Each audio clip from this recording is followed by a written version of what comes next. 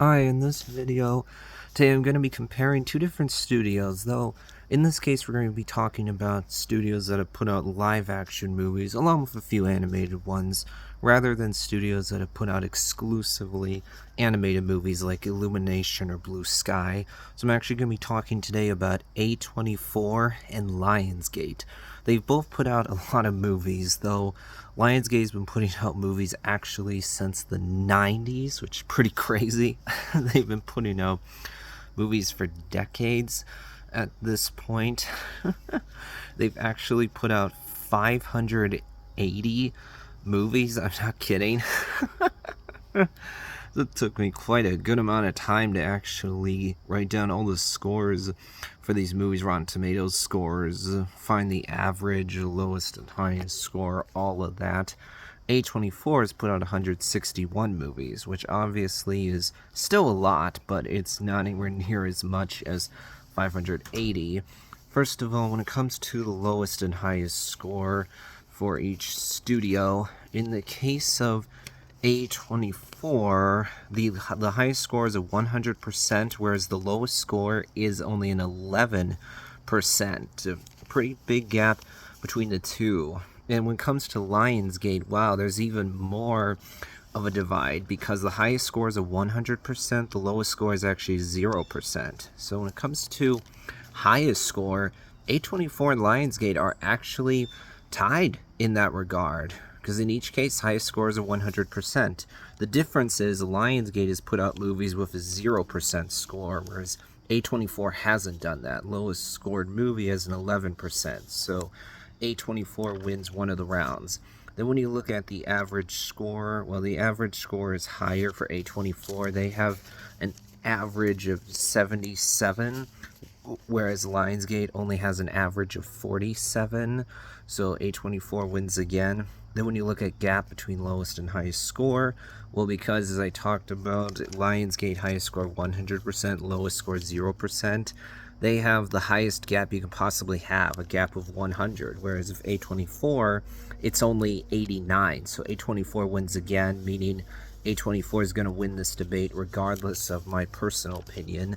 But let's look at it anyway and see which studio I prefer. So when it comes to A24, honestly, I haven't actually seen a lot of their movies at this point. I've seen just a few. I've watched Ex Machina, directed by Alex Garland, who also did another movie actually directed by A24, Civil War.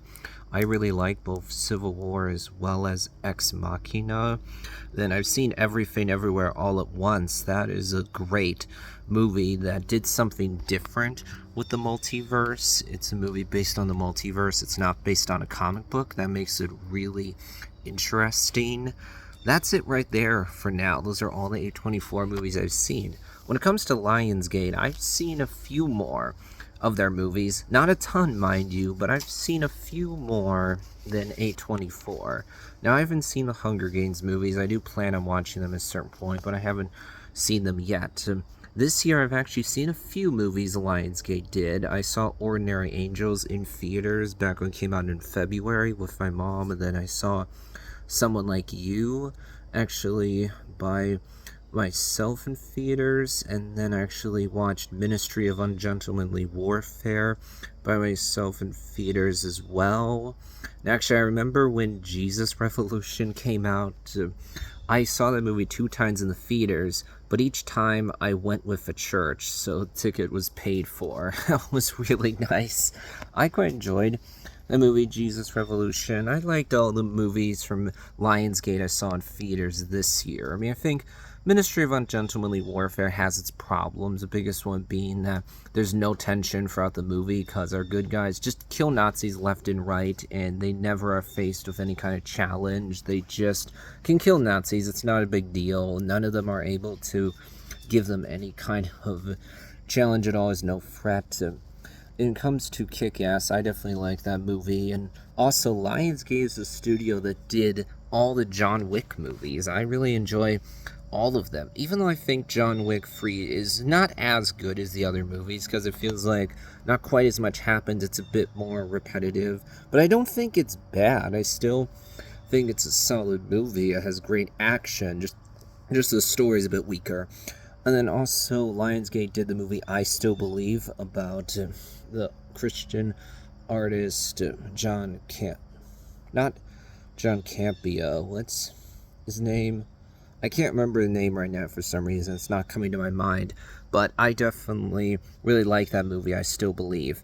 Then you got Are You There, God? Question mark. It's Me, Margaret. I actually saw this one within the last 2 years.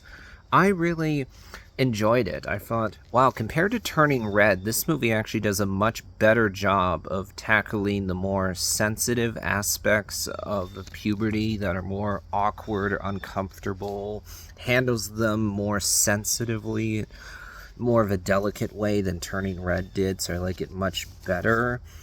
And then that is all the Lionsgate movies I've seen at the moment.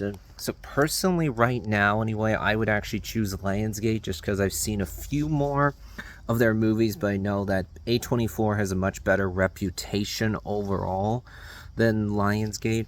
I will say it was interesting is that I thought, well, Lionsgate is just the studio that does Christian movies.